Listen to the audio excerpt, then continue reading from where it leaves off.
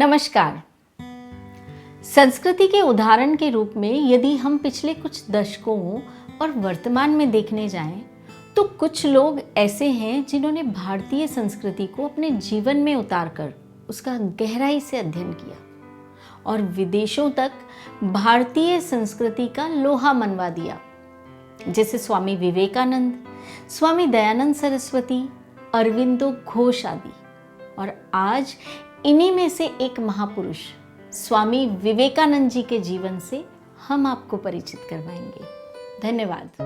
हमारे देश में कई ऐसे महापुरुष हुए हैं जिनके जीवन और विचार से हम सभी को बहुत कुछ सीखने को मिलता है।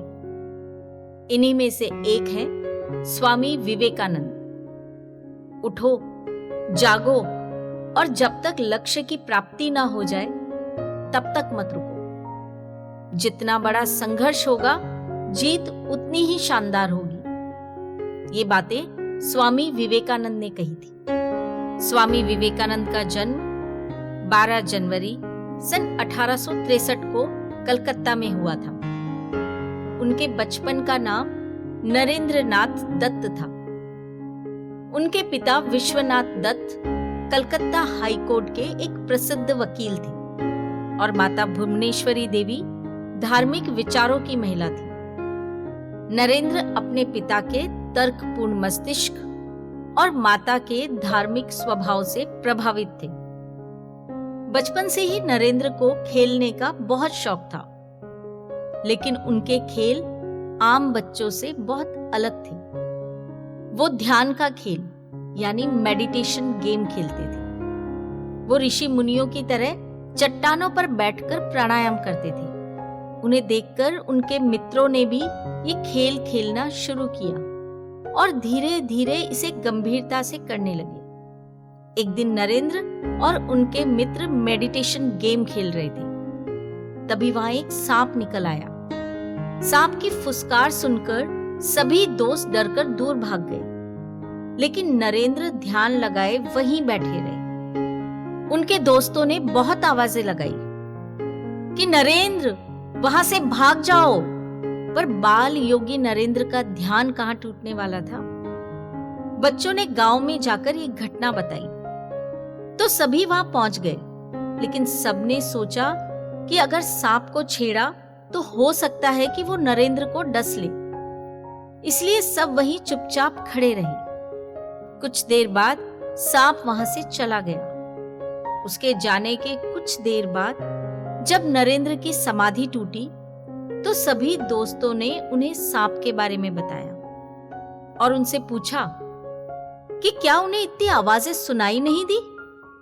नरेंद्र आश्चर्यचकित होकर बोले, नहीं, मुझे तो कुछ भी सुनाई नहीं दिया। इससे पता चलता है कि वो कितना डीप मेडिटेशन करते थे। 1871 में 8 साल की उम्र में नरेंद्र स्कूल गए। बचपन से ही उनमें असाधारण प्रतिभा थी। जब वो ये बात करते तो हर कोई ध्यान मग्न हो उन्हें सुनने लगता था। एक दिन स्कूल में नरेंद्र एक क्लास के ब्रेक के दौरान अपने दोस्तों से बात कर रहे थे। इसी बीच शिक्षक क्लास में आ पहुंचे और उन्होंने अपना विषय पढ़ाना शुरू कर दिया। लेकिन नरेंद्र की बातचीत सुन रहे छात्रों को कक्षा में शिक्षक के आने का जैसे पता ही नहीं चला। वे नरेंद्र को ही सुनते रहे। कुछ समय बाद शिक्षक को एहसास हुआ कि कक्षा के एक हिस्से में कुछ विद्यार्थी आपस में बातचीत कर रहे हैं। शिक्षक ने नाराजगी दिखाते हुए पूछा, बताओ अब तक मैंने क्या पढ़ाया है? कोई भी विद्यार्थी उत्तर नहीं दे सका। लेकिन नरेंद्र अपने दोस्तों से बात करते हुए भी शिक्षक की बात को ध्यान से सुन रहे थे और उसे ग्रहण भी कर रहे थे, क्योंकि ध्यान के लगातार अभ्यास से वो एक समय में कई जगह एक साथ ध्यान केंद्रित कर सकते थे। शिक्षक ने जब उनसे वही सवाल पूछा तो उन्होंने उस विषय को शुरू से लेकर अंत तक बता दिया, जिसे क्लास में शिक्षक ने अभी तक समझाया था। शिक्षक उनके उत्तर से बहुत प्रभावित हुए। लेकिन अन्य छात्रों पर उनका गुस्सा बना रहा। उन्होंने नरेंद्र को छोड़कर उनके दोस्तों को खड़े रहने की सजा सुना दी, लेकिन नरेंद्र भी अपने दोस्तों के साथ खड़े हो गए। शिक्षक ने कहा, नरेंद्र, तुमने तो सही उत्तर दिया है, तुम बैठ जाओ। नरेंद्र ने कहा, सर, सच यह है कि मैं ही इन लड़कों से बात कर रहा था, इसलिए मुझे भी पनिशमेंट मिलनी चाहिए। नरेंद्र की मेधा शक्ति और ईमानदारी देखकर शिक्षक दंग रह गए। नरेंद्र के गुरु का नाम रामकृष्ण परमहंस था, जिन्होंने उन्हें सबसे पहले विश्वास दिलाया कि ईश्वर वास्तव में है और मनुष्य ईश्वर को पा सकता है। अपने गुरु से प्रेरित होकर नरेंद्र नाथ ने सन्यासी जीवन बिताने की दीक्षा ली और स्वामी विवेकानंद के रूप में जाने गए। 25 वर्ष की अवस्था में उन्होंने गेरुए वस्त्र धारण कर लिए थे। तत्पश्चात उन्होंने पैदल ही पूरे भारतवर्ष की यात्रा की।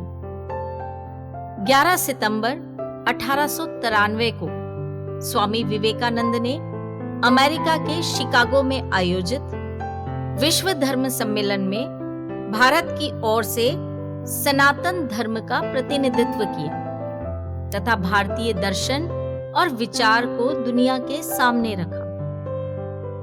उन्होंने अपने भाषण की शुरुआत मेरे अमेरिकी बहनों एवं भाइयों इसके साथ की, जिसने सबका मन मोह लिया और पूरा हॉल तालियों की गड़गड़ाहट से गूंज उठा। विवेकानंद ने संयुक्त राज्य अमेरिका, इंग्लैंड और यूरोप में हिंदू दर्शन के सिद्धांतों का प्रसार किया। उन्होंने समाज सेवा के लिए 1 मई 1897 को कलकत्ता में रामकृष्ण मिशन की स्थापना की और 9 दिसंबर 1898 को कलकत्ता के निकट गंगा नदी के किनारे बेलूर में रामकृष्ण मठ की स्थापना की थी। आज का युवा जीवन में चारों ओर से निराशाओं से घिरा हुआ है।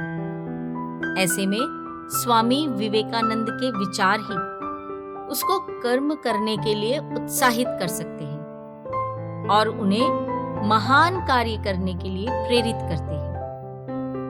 स्वामी विवेकानंद के कुछ ऐसे अनमोल विचार जो आपके जीवन की दिशा को बदल सकते हैं। एक समय में एक काम करो और ऐसा करते समय अपनी पूरी आत्मा उसमें डाल दो और बाकी सब भूल जाओ। अपने इरादों को मजबूत रखो। लोग जो कहेंगे उन्हें कहने दो। एक दिन वही लोग तुम्हारा गुणगान करेंगे। केवल उन्हीं का जीवन जीवन है जो दूसरों के लिए जीते हैं। अन्य सब तो जीवित होने से अधिक मृत हैं। जो कुछ भी तुमको कमजोर बनाता है, शारीरिक, बौद्धिक या मानसिक, उसे जहर की तरह त्याग दो। इन महान विचारों को हम सभी को आत्मसात करना चाहिए। भारत के गौरव को देश देशांतरों में उज्जवल करने का स्वामी विवेकानंद ने सदा प्रयत्न किया। उनके जन्म दिवस को राष्ट्रीय युवा दिवस के रूप में मनाया जाता है। 4 जुलाई सन 1902 को भारत की इस महान विभूति ने बेलूर पश्चिम बंगाल में देह त्याग किया। विवेकानंद जी महान विचारों के स्वामी थे। हम सभी को स्वामी विवेकानंद के जीवन और उपदेशों से प्रेरणा लेकर अपने चरित्र का निर्माण करते हुए देश की उन्नति में सहयोग करना चाहिए।